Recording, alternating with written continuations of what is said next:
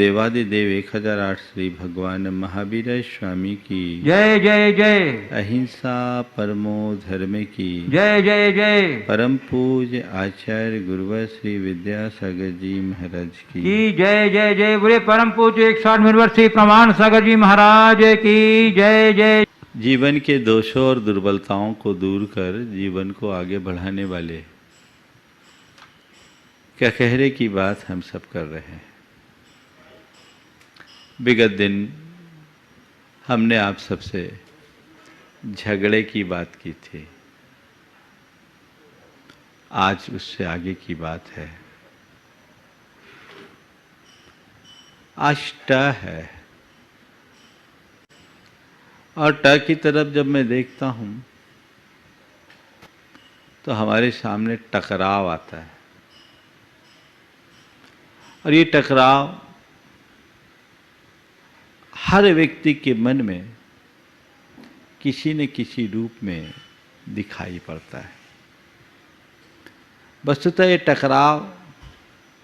टकराना एक क्रिया से उत्पन्न हुआ है। टकराना एक क्रिया है, लेकिन यही क्रिया हमारे जीवन में कई बार क्या प्रायः बड़ी बड़ी समस्याएं उत्पन्न कर देती है। वस्तु भी टकराते हैं और व्यक्ति भी टकराता है। वस्तु टकराती है तो शोर होता है और व्यक्ति टकराते हैं तो क्षोभ होता है। वस्तु का टकराव होने से वस्तु टूटती है, लेकिन टूटी भी वस्तु फिर से जुड़ सकती है। लेकिन व्यक्ति का मन टकरा जाए तो वो हमेशा हमेशा के लिए टूट जाता है। उसे जोड़ पाना बड़ा कठिन होता है। वस्तु के टकराव से भी खतरनाक है मन का टकराव। 4 बातें आप सबसे करूंगा जो इस टकराव की क्रिया से जुड़ी है। टकराना, टक्कर देना, टक्कर लेना और टक्कर टालना। टकराना सामान्य क्रिया, एक दूसरे से लोग टकरा जाते हैं। वस्तुओं से टकराती है, अनेक संबंध संयोग बनते हैं, वस्तुएं टकराती। व्यक्ति भी एक दूसरे से टकरा जाते हैं। कब टकराते हैं? जब गाढ़ अंधेरा हो, हम एक दूसरे को देख ना पाए, टकरा जाते हैं। जैसे एक दूसरे से टकराते हैं, अंधकार के कारण टकराते हैं, तो तुरंत क्या कहते हैं, भाई साहब माफ करना, मुझे दिखा नहीं, क्षमा, सॉरी, हो जाता है। मामला वहीं खत्म हो जाता है ना। तो एक टकराव वह है जो हमें न दिखने पर होता है। यह तन का टकराव है जो तब होता है जब हमें दिखता नहीं है। पर इससे भयानक मन का टक्कर है, मन का टकराव है। वो तब होता है जब हमें सूझता नहीं है। मनुष्य विवेकहीन हो जाता है, अपने अहंकार में अंधा हो जाता है, तो बड़ी भयानक स्थिति होती है। एक दूसरे से टकरा जाते हैं और ये टकराव बहुत भयानक होता है। एक क्षण का टक्कर पूरे जिंदगी को चक्कर में डाल देता है। पूरा जीवन टकराव के साथ चलता है और फिर उससे व्यक्ति के संबंध आपस में चूर चूर हो जाते, तार तार हो जाते हैं। कहते हैं कांच टूट जाए तो गला के फिर से जोड़ा जा सकता है, पर दिल टूट जाए तो उसे जोड़ना बहुत कठिन है। मन में टक्कर आना ही नहीं चाहिए। अगर मन टकरा रहा है तो जरूर कहीं न कहीं हमसे कोई कमी है। तो हम टकराने की बात करें, दो वस्तु टकराए, दो व्यक्ति टकराए, लेकिन यदि उसे हमने वहीं खत्म कर दिया तो ठीक हो जाए। वस्तु टकराती है, टूटती है, तो फिर भी वो हमारे किसी न किसी काम की हो जाती है।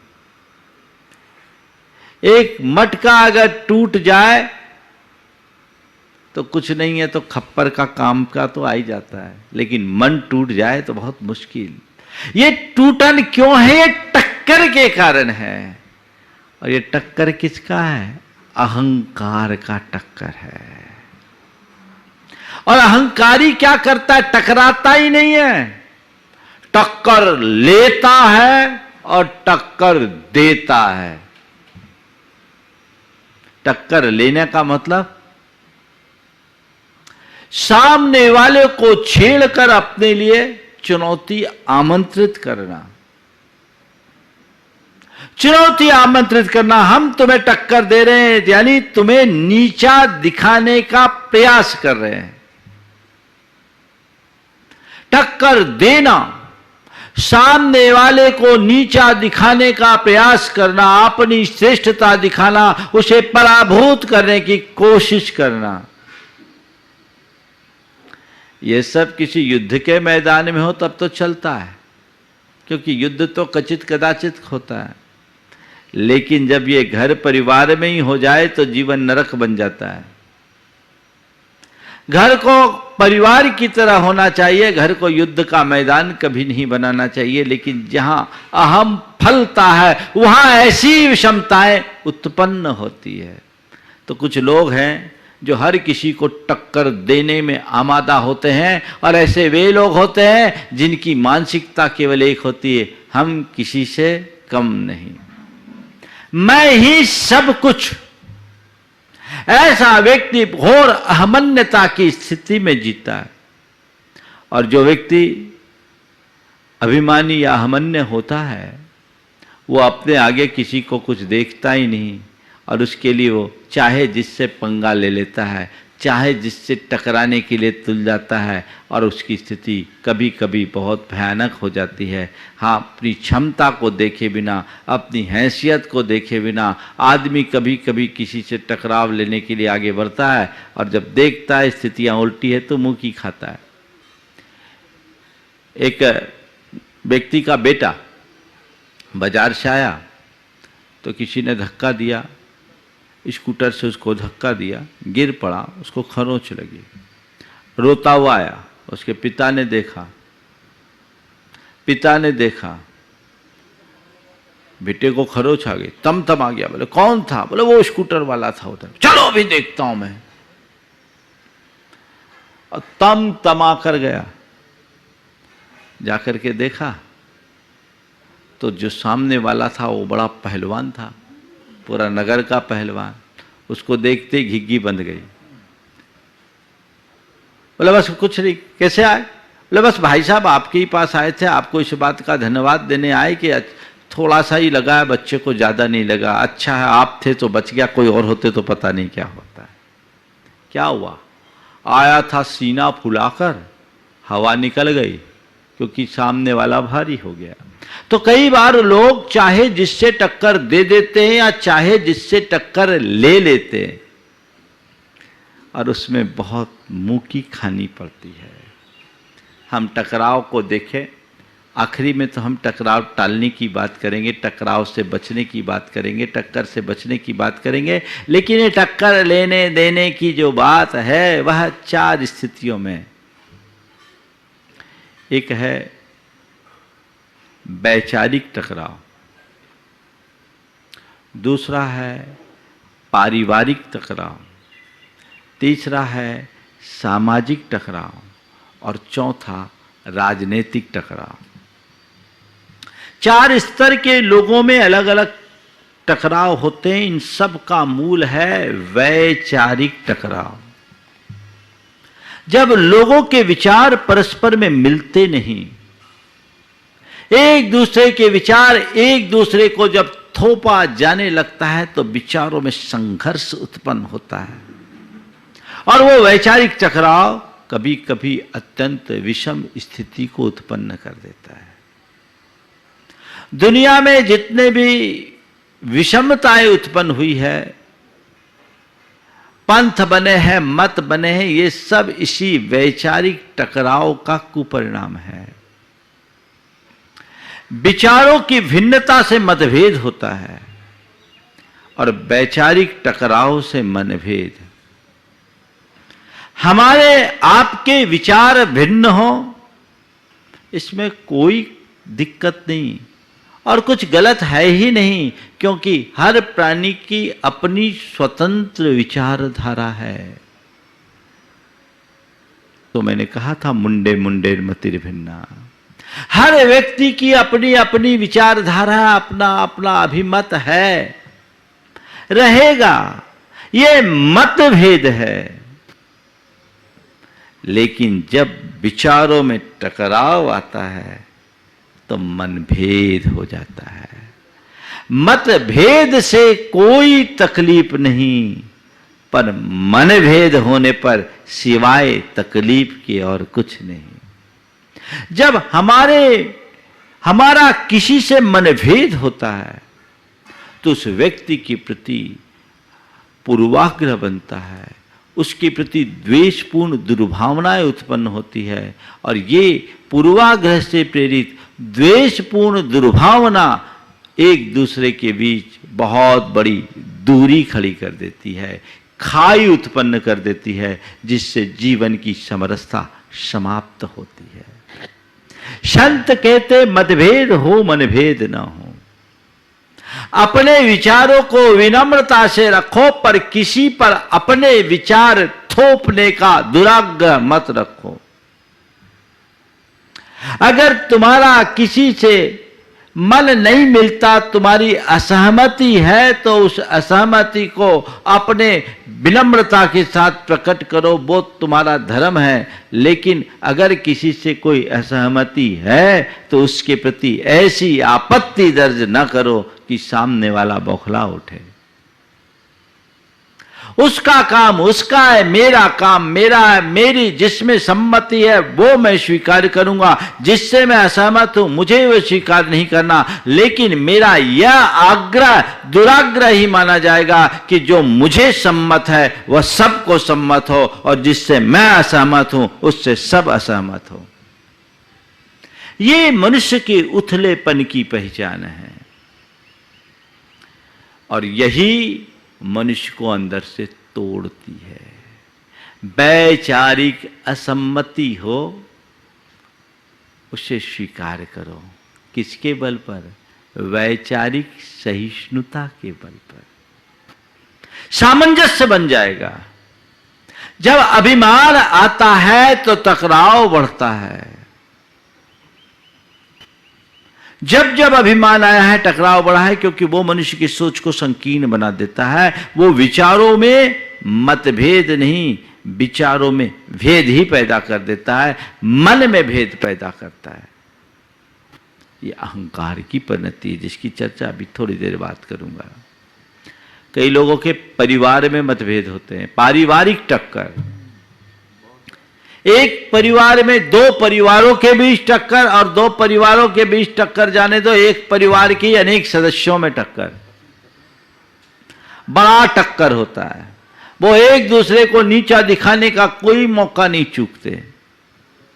आपको क्या बताऊं, मैं एक जगह था, समाज के दो प्रमुख परिवार थे, किसी आयोजन के निमित्त बोली लग रही थी। अब बोली चालू हुई, एक ने लिया तो दूसरे ने भी बोलना शुरू कर दिया। मेरा वहाँ प्रवेश हुए 2-3 दिन ही हुआ था, ज़्यादा अनुभव नहीं था, लोगों से परिचय नहीं था। जैसे ही दोनों के बीच में बोलियां चढ़ने लगी तो अप्रत्याशित रूप से बोली बढ़ते गई। तो मैंने कहा आज तो बड़ी अच्छी बात दिख रही है, यहाँ तो बहुत ज़बरदस्त भावना है। तो धीरे से जो उस समय मंच का संचालन कर रहे थे बोले, महाराज इनकी टक्कर हमेशा कड़ी होती है, इनकी कड़ी टक्कर होती है। वो दोनों परिवार आपस में एक दूसरे के प्रतिद्वंदी और संयोग तो दोनों का व्यापार भी एक और दोनों बराबरी के, हम किसी से कम नहीं। तो व्यापार में भी एक दूसरे को टक्कर दे रहे हैं, परिवार में भी एक दूसरे के प्रति प्रतिद्वंद्विता है, और उस प्रतिद्वंद्विता का रूप इतना विकृत हो गया कि धर्म क्षेत्र में भी भावना से नहीं प्रतिद्वंदी बनकर सामने आ रहे हैं। कितना नुकसान। मैंने मन में सोचा, ये लोग धर्म करके भी कितना बड़ा नुकसान कर रहे हैं, इनका कितना बड़ा अज्ञान है। जिस धर्म क्षेत्र में अपने अहम को गलाना चाहिए, आज उसी धर्म क्षेत्र में आकर अपने अहम को पुष्ट कर रहे हैं। ये क्या है? टक्कर है। ये टक्कर क्या है? किसका? ये सब अहम का चक्कर है। अगर मन में अहम नहीं होता, चलो भाई वो ले रहे, वो ले ले, हम ले रहे, हम ले ले, कोई फर्क पड़ता? ऐसे लोग भी हैं। एक जगह ऐसा ही कार्यक्रम था, एक सज्जन ने बोली ली, वो समर्थ भावना भी उनकी थी और प्रायः हमेशा वो बोली लेते थे। देखा कि एक नया आदमी आया, उसने बोली लिया। बोली लिया तो देखो उदारता किसको बोलते हैं। उन्होंने अपने आप को विड्रॉ कर लिया और उसके नाम पर बोली जाने दी। बोली टूट गई।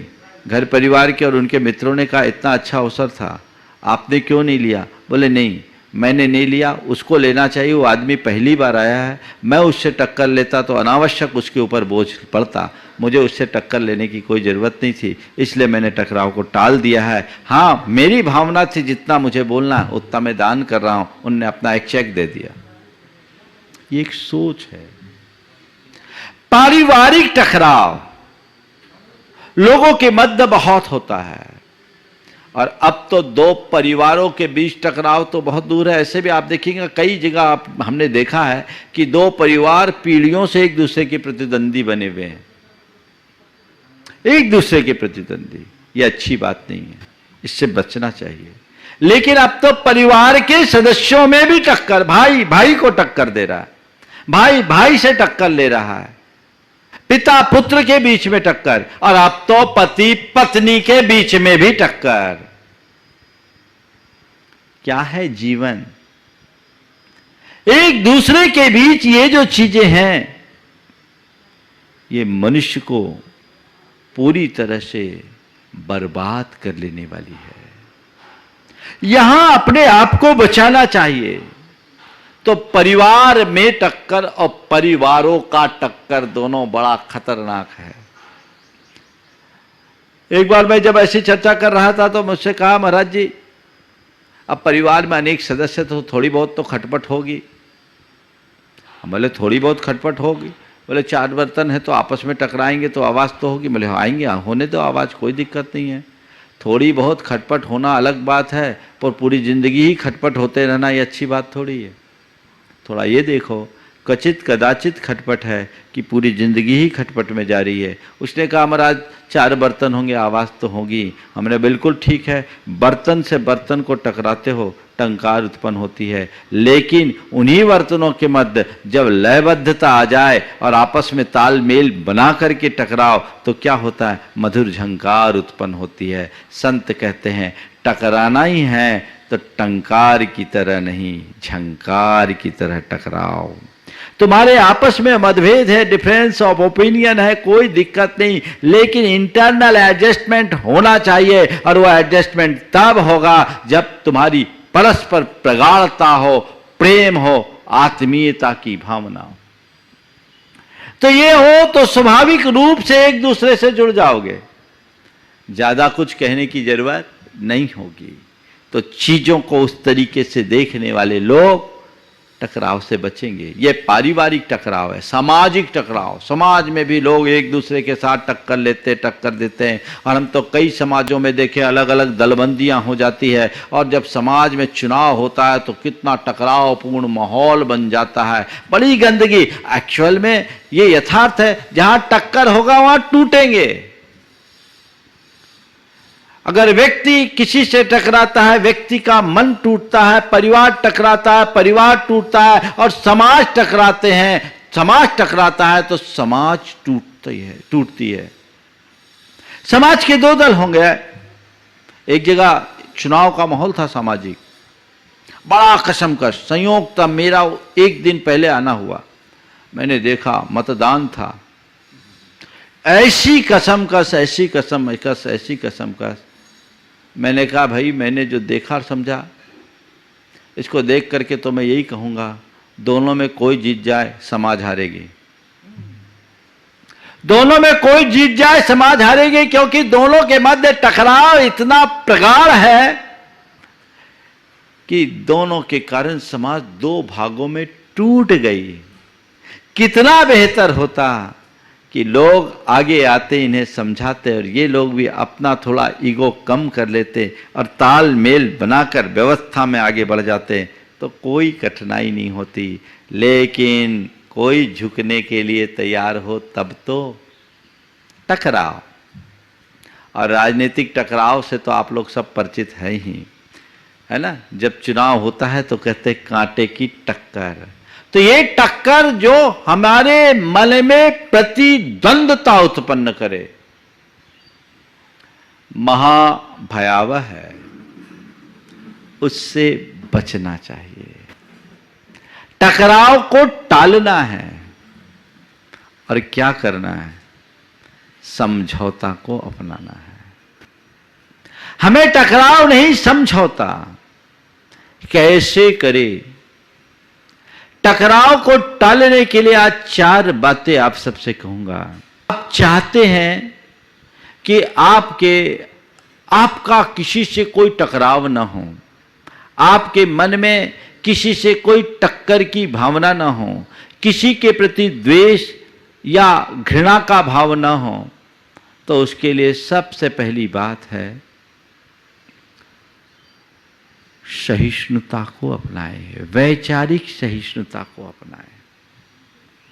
वैचारिक सहिष्णुता को अपनाने का मतलब है व्यापक दृष्टि रखें, सहनशील बने।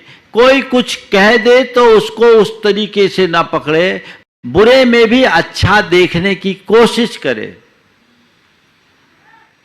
अगर आपके हृदय में वैचारिक सहिष्णुता होगी तो आपके सामने कैसी भी स्थिति क्यों ना आए, आप टकराव उत्पन्न नहीं होने देंगे, टकराव को टाल देंगे।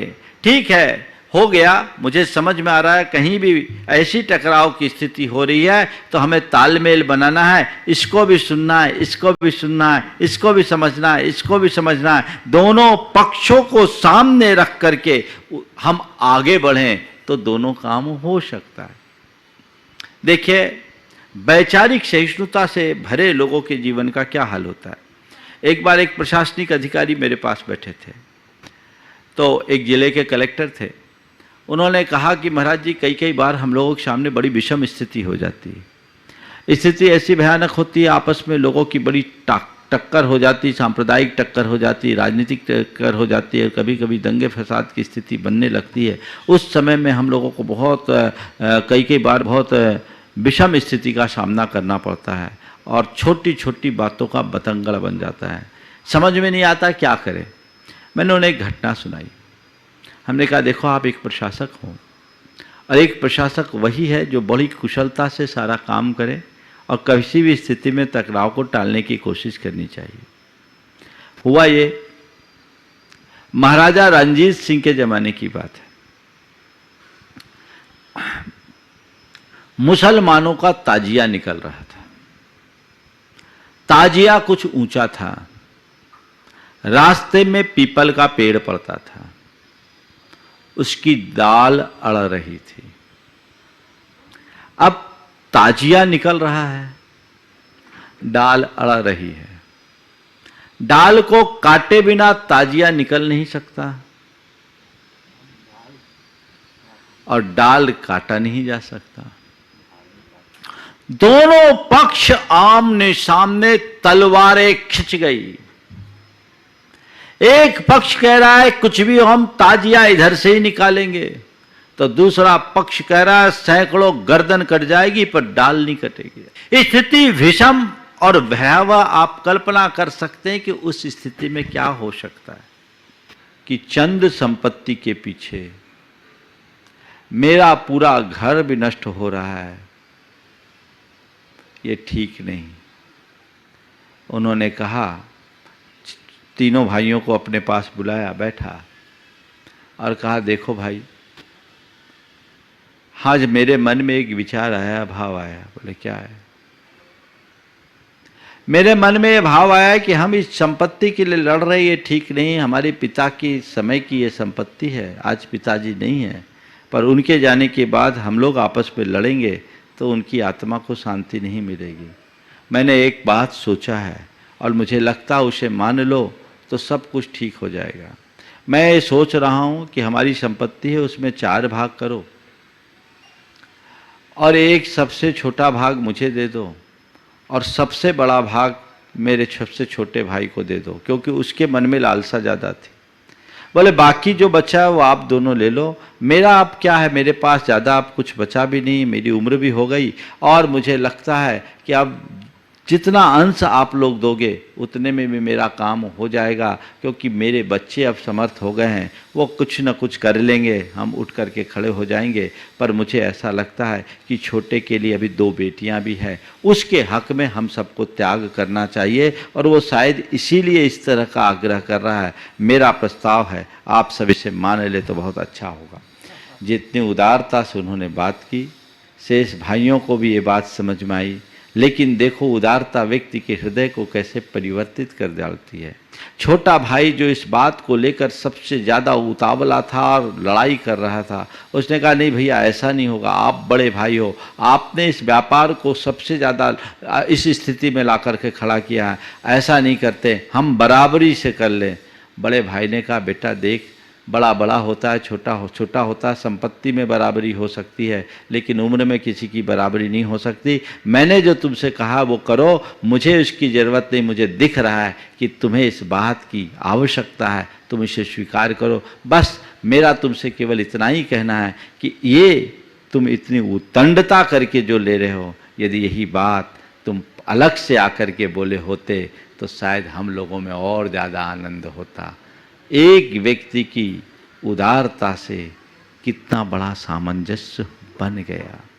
चुटकी भर उदारता बड़े बड़े संग्राम को समाप्त कर देती है। थोड़ी सी सूझबूझ, थोड़ी सी समझ, थोड़ी सी उदारता, मामला हो गया, ठीक हो गया। और अगर खींचातान हो, मैं लूं, जैसा कि ज्यादातर देखने को मिलता है, तो बड़ा गड़बड़ हो जाता है। एक दूसरा प्रसंग मैं आपको बता रहा हूँ। ये सारे जो भी प्रसंग मैं सुनाता हूँ आपको, वो सुनाता हूँ जो लोग मुझे आकर के अपने जीवन में बीती हुई बातें बताते हैं। एक परिवार में 3 भाई बड़े प्रेम से रहते थे, लेकिन एक दिन बड़ा भाई आम लेकर आया और एक साथ बड़े भाई का बेटा और छोटे भाई का बेटा दोनों उसकी तरफ लपके। छोटा भाई जिसका बेटा जिस तरफ था उस हाथ में बड़ा आम था और उनका बेटा जिस तरफ था उस हाथ में छोटा आम था। उनने हाथ को क्रॉस करके छोटा आम छोटे भाई के बेटे को दे दिया और बड़ा आम बड़े भाई के बेटे को दे दिया। छोटे भाई ने उसी दिन देखा और देखते ही अपने पिता के पास पहुंचा, कहा पिताजी आज हम सबको अलग होना है और आज ही अलग होना है। पिता ने कहा क्या बात हो गई, आज तक तो अपने घर में कुछ खटपट हुआ नहीं, तुम अलग होने के। बस मैंने कह दिया आज ही अलग होंगे और सब कुछ मेरी शर्तों के अनुसार होगा। पिताजी बड़े चकराए, ये तो बड़ा गड़बड़ है, क्या करें कैसे करें, कुछ समझ में नहीं आ रहा है। मैं मेरे ही शर्तों पर होगा। पिताजी ने समझाने की कोशिश की, नहीं माना। रात के 11 बजे आखिरकार बैठे तीनों भाई और पिता, और फिर बोला बोल अब तेरे को अलग ही होना है तो क्या करना है। बोले पिताजी अपने पूरी संपत्ति के हम 3 हिस्से करेंगे और एक हिस्सा 50% होगा, एक हिस्सा 30% होगा और एक हिस्सा 20%। सब चीज़ों का असेसमेंट करके 50% एक तरफ, 30% एक तरफ, 20% एक तरफ। सोचे अब क्या करेगा ये। उन्होंने कहा, बेटे ने, तीसरे भाई ने कहा, ये जो 50% है ये बड़े भैया को मिलना चाहिए, क्योंकि बड़े भाई आज से 25 वर्ष पहले से इस व्यापार में संलग्न है। हमारा जो व्यापार बड़ा है उसमें बड़े भैया का योगदान है। हम लोग तो जब स्कूल में पढ़ते थे तब भैया व्यापार में आ गए, इसलिए भैया ने इस व्यापार में योगदान दिया है, ये हिस्सा बड़े भाई को मिलना चाहिए। हमारे बीच के भाई आज से 8 वर्ष पहले से इस व्यापार में लगे हैं, तो उनके लिए 30% का हिस्सा मैं चाहता हूं उनको दिया जाए। और ये मेरा इस व्यापार और परिवार की संपत्ति को बढ़ाने में कोई बहुत बड़ा योगदान नहीं है। मैं तो अभी 2-3 वर्षों से ही व्यापार में सम्मिलित हूं, इसलिए मैं चाहता हूं मुझे केवल 20% मिले, इसके अलावा कुछ नहीं। बस ये 20%। पर तुमने ऐसा किया क्यों? बोला मैंने इसलिए किया कि आज देख लिया मेरे भैया के मन में कहीं ना कहीं पक्षपात आया है, और ये पक्षपात पूरे घर को फोड़ देगा, इसलिए मैं नहीं चाहता। आप सोच सकते हैं ऐसा बंटवारा कभी सुना होगा? जिसके हृदय में उदारता होती है वो इससे भी ऊंचा आदर्श उपस्थित कर सकता है। तो वैचारिक सहिष्णुता हो, उदारता हो। तीसरी बात, सरलता हो, विनम्रता हो। कुछ भी हो सरलता से स्वीकार कर लो, चीजों को नजरअंदाज करने की कोशिश करो। किसी ने कुछ कह दिया तो उसको अनसुना करने की क्षमता विकसित करो। सरल व्यक्ति के लिए कुछ भी बोल दो वो हंसकर टाल देता है और वो चीजों को नजरअंदाज कर देता है। ठीक है, जैसा है सो है। बड़प्पन इसी को बोलते हैं। जो छोटी छोटी बातों में उतावला हो जाता है वो उथलेपन की पहचान है। बड़प्पन वह है जो बड़ी बड़ी बातों को भी सहजता से पचाने में समर्थ हो। एक बार गधे ने शेर से कहा, दम है तो मुझसे लड़के बताओ। गधे ने शेर से कहा, दम है तो मुझसे लड़के बताओ। शेर ने उसकी बात को अनसुना कर दिया। शेर ने उसकी बात को अनसुना कर दिया। गधा हेंकड़ी बताते हुए आगे बढ़ा। तभी लोमड़ी आई और कहा, शेर मामा आपकी इतनी सामर्थ और उसके बाद इस गधे की इतनी औकात जो आपको चुनौती दे दे। आपके सामने गधे की इतनी औकात जो आपको चुनौती दे दे, आप गधे को सबक नहीं सिखा सकते?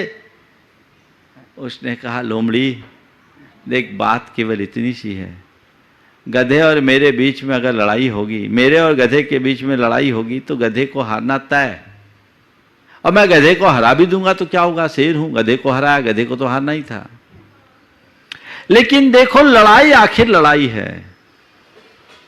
कहीं गधे का कोई दांव मुझ पर पड़ गया और दांव मर्मघाती हो और मैं मर गया तो मेरी जग हंसाई होगी। दुनिया यही कहेगी, अरे देखो बड़ा शेर बना फिरता था, गधे ने मार दिया। इसलिए उससे न भिड़ने में ही मेरी भलाई है। समझ गए? तो जब कभी ऐसी चुनौती परक बात आए ना, सरल चित्त से उसे नजरअंदाज कर दो। वहीं के वहीं उसे समाप्त करने की बुद्धि जगा लो। मामला को खींचने मत दो, सरलता अपना लो, काम खत्म। ठीक है, ये मामला यहीं रफा दफा।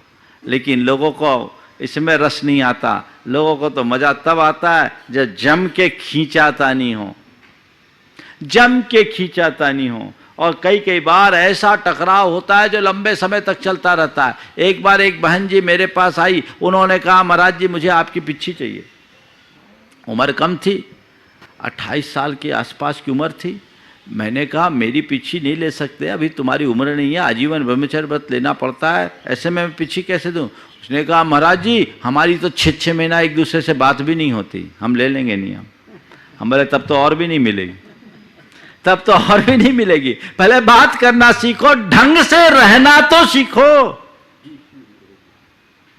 टक्कर, बर्बादी। सरलता से सामंजस्य की भावना होती है। जब कभी कुछ ऐसा हो, चौथी बात जो मैं आपसे कह रहा हूं, सामंजस्य की बात करे।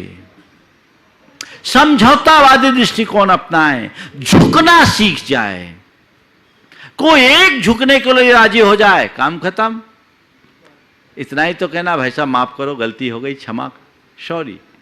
ऐसे जब आप किसी से टकरा जाते हो अचानक अंधेरे में, तो तुरंत सॉरी बोलते हो कि नहीं बोलते हो? जब बाहर के अंधेरे से टक्कर उत्पन्न होती है, आप सॉरी बोलकर उसे समाप्त कर देते हो। भीतर के अंधेरे से अगर टक्कर हो, वहां भी सॉरी करो ना, भीतर प्रकाश प्रकट होगा, सारा टकराव पल में दूर हो जाएगा। और वहां के लिए मन जल्दी से राजी नहीं होता।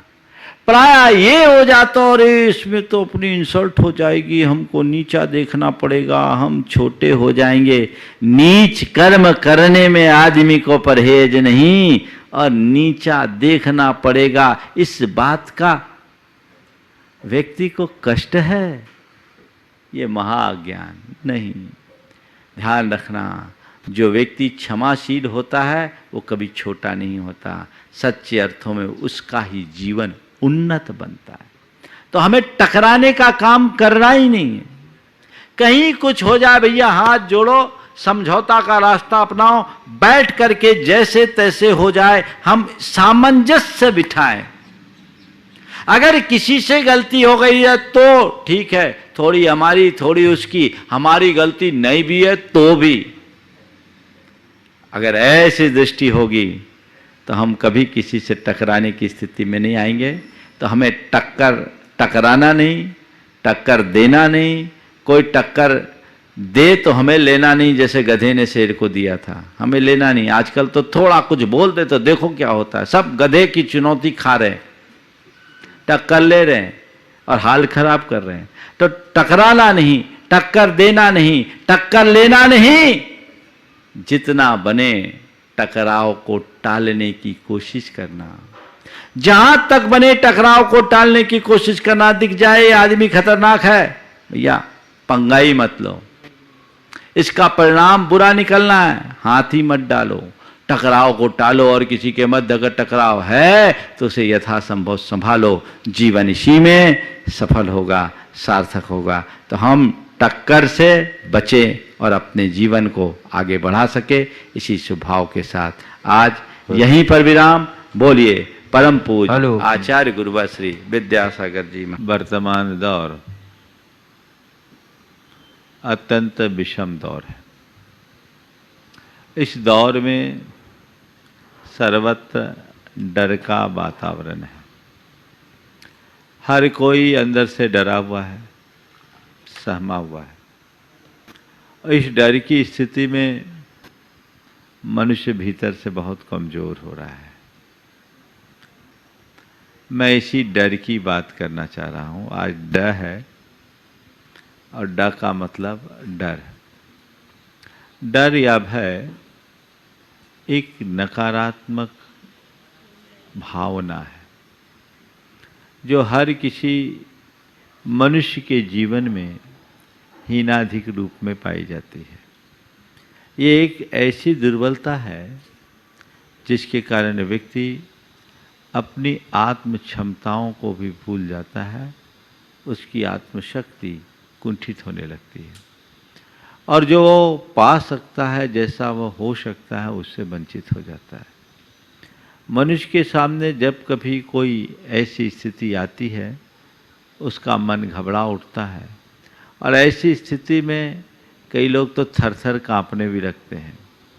डर का वेग जब मनुष्य के जीवन में उत्पन्न होता है तो उसके शरीर की जैव रासायनिक प्रक्रियाएं भी पूरी तरह से बदल जाती है।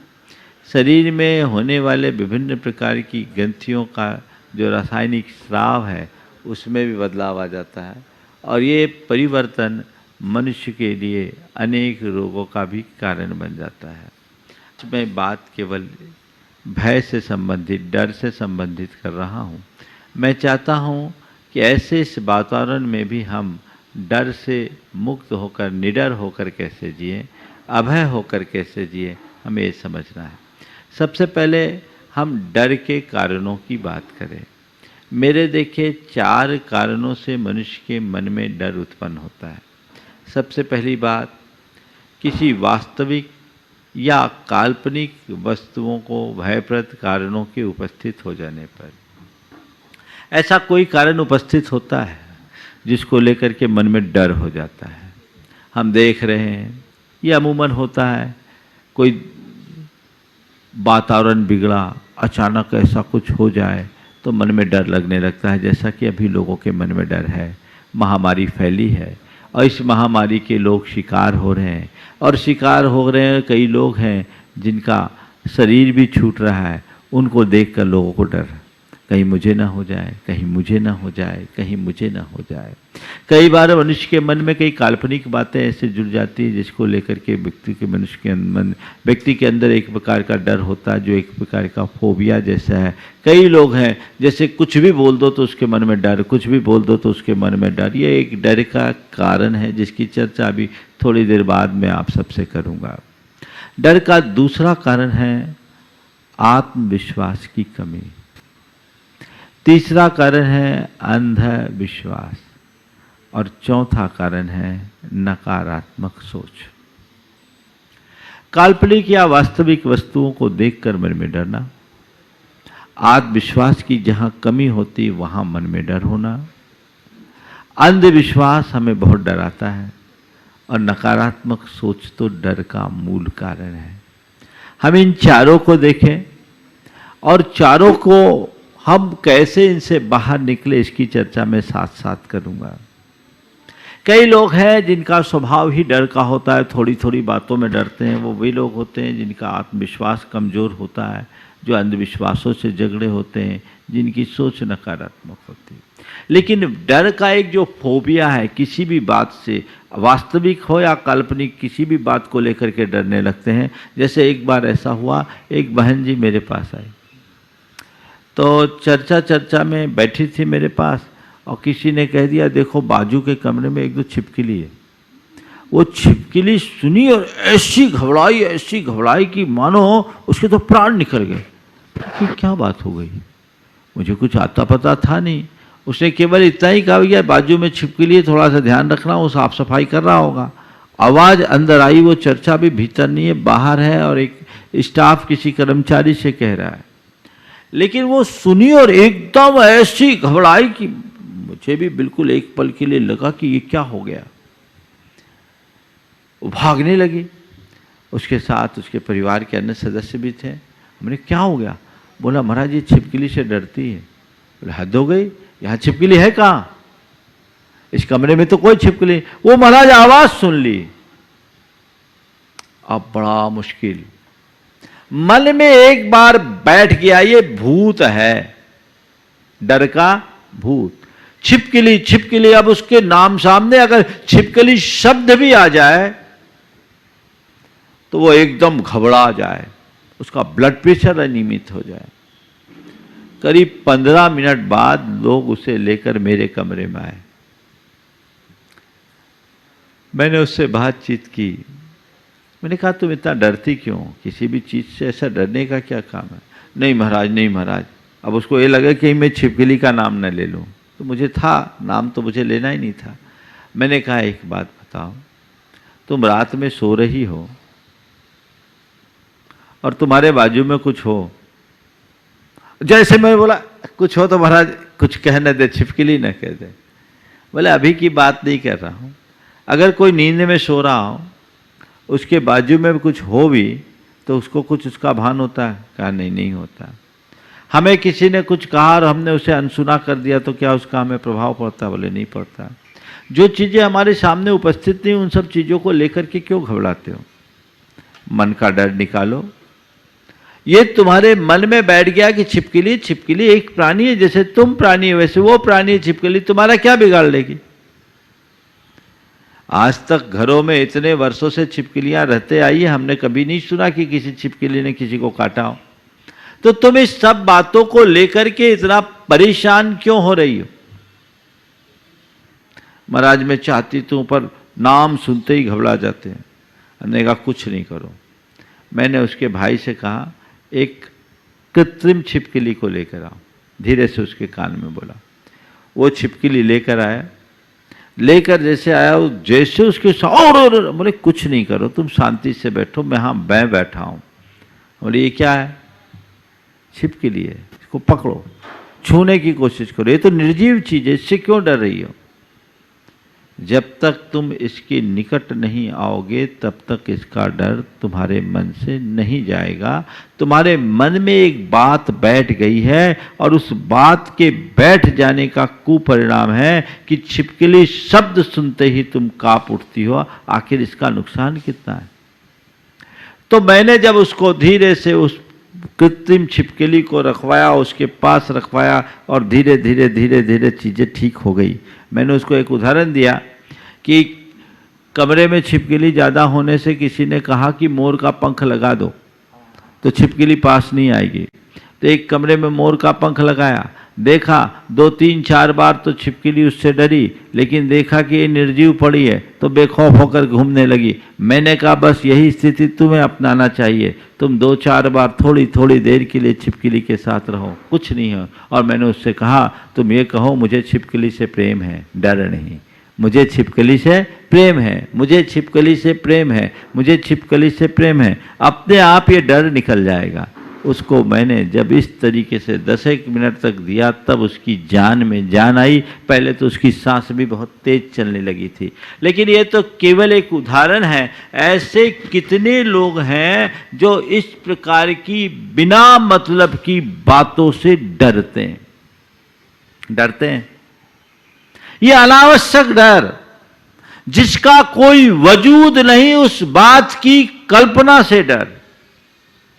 एक बार एक युवक अपने साथ एक अपनी बहन जी को लेकर आया, बोला महाराज जी इसको समझाओ, ये बहुत डरती है, बहुत घबराई हुई है, डिप्रेशन में। बोले क्या मामला है? बोले महाराज जी इसकी एक सहेली थी, उसको वाइट स्पॉट हुआ, उसे दिखाने के लिए गए तो डॉक्टर ने कहा कोई बात नहीं, मेरे लिए इनकी कमी से है और किसी को भी हो सकता है। महाराज जी इसके मन में बैठ गया मुझे हो गया तो मेरा क्या होगा, इस बात का डर कहीं मुझे ना हो जाए, कहीं मुझे ना हो जाए। हमने कहा दुनिया में बहुत थोड़े लोगों को होता और तुम्हें होना होगा तो तुम्हें भी हो जाएगा, इस बात को लेकर ये डरने से क्या मतलब? अभी तक कुछ हुआ नहीं तो क्यों सोच रहे हो? और अगर हो भी जाएगा तो ऊपर का चर्म अंदर का क्या? दुनिया में बहुत सारे ऐसे लोग हैं जिनके चेहरे पर सफेद दाग है लेकिन मन बड़ा आनंदित है और अपना जीवन जी रहे हैं। इस बात को लेकर के तुम क्यों परेशान हो रहे हो? ये एक डर का रूप है, लोग इसमें बहुत डरते हैं। जिनका आत्मविश्वास कमजोर होता है वो हमेशा भयभीत रहते हैं, उनके मन में डर हावी होता है, कदम कदम पर डरते हैं, कोई भी काम करने की हिम्मत उनके मन में नहीं होती। उनको लगता है कहीं कुछ हो न जाए, पता नहीं मैं करूंगा तो होगा कि नहीं होगा, करूंगा तो होगा कि नहीं होगा, इसका परिणाम कहीं उल्टा ना हो जाए। ये जो सोच मन में बैठ जाती है, ऐसे व्यक्ति अपने जीवन में कभी सफल नहीं होते। संत कहते हैं किसी भी कार्य को करना है, आगे बढ़ना है तो पूरे आत्मविश्वास के साथ चलो कि मैं ये काम आसानी से कर लूंगा। जिसका आत्मविश्वास प्रगाढ़ होता है वो बेखौफ होकर के चढ़ जाता है, और जिसका आत्मविश्वास कमजोर होता है उसको बहुत दिक्कत होती है। कुछ युवक यहाँ फोटोग्राफी के लिए क्रेन पे चढ़ रहे थे, और जो नियमित चढ़ता उतरता उसका तो पूरा कॉन्फिडेंस, वो चढ़ रहा उतर रहा, उसको कोई दिक्कत नहीं। इनको धक धक कुछ हो ना जाए, होगा कैसे? कॉन्फिडेंट रहो, हम अपना काम करेंगे तो काम होगा। जिस बात को मनुष्य आत्मविश्वास से भर कर करता है वहां कोई डर नहीं रहता, और जिसका आत्मविश्वास कमजोर रहता है उसके मन में सिवाय डर के और कुछ नहीं होता। प्रबल आत्मविश्वासी बनिए, अंधविश्वासी बिल्कुल मत बनिए। आत्मविश्वासी बन के चलिए, अंधविश्वासी मत बनिए, मजबूत बनिए। मैं एक ऐसे व्यक्ति को जानता हूं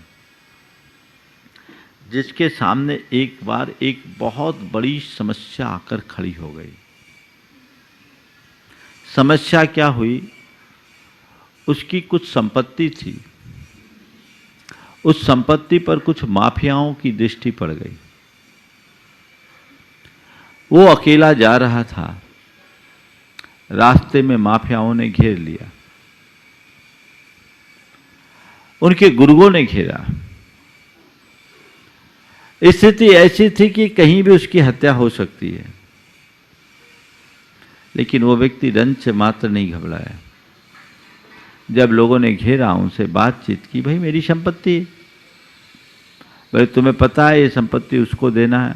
बोले भाई संपत्ति है, कागज कागज की बात है, इसको लेन देन की बात इस तरीके से क्यों कर रहे हो आप? आपको जो बात करना है उनसे कहे, हमारे ऑफिस में बात करें, और अगर ऐसा नहीं है तो हम उनके ऑफिस में जाकर के बात कर सकते हैं। लेकिन इस तरह के करने से क्या होगा? उसको जब बोला, लोगों ने 10 तरह की बातें सुनाई। बोले कोई बात नहीं है, जो भी बातें हैं संपत्ति का लेन देन है, हम बैठ के बात करेंगे, हम लोग तो संपत्ति को खरीदने बेचने वाले हैं ही, इसमें क्या बात हो गई? लेकिन कोई भी बात व्यापारी की भांति होती। घर आया, घर में जब एक खबर घर वालों को पड़ी तो सब घबरा गए कि उस व्यक्ति से पंगा लेंगे, कैसे काम होगा, और ये तो ऐसी ऐसी बातें कर रहे हैं। उन्होंने कहा क्या बात हो गई, वो भी इंसान है, हम भी इंसान है, ज़्यादा से ज़्यादा क्या करेगा, वो मार डालेगा और तो कुछ नहीं कर सकता ना, लेकिन मरना तो एक दिन है ही, पर मेरी आयु जब तक है तब तक वो मेरी हत्या नहीं कर सकता, मुझे इतना विश्वास है। और मेरा मरना यदि उसी के निमित्त से लिखा होगा तो मुझे कोई बचा भी नहीं सकता, मैं इसे भी समझता हूँ। मैं जाऊँगा, उससे बात करूँगा, लेकिन अन्याय के आगे नहीं झुकूँगा। उसने जा करके उससे बात की, और जितने आत्मविश्वास के साथ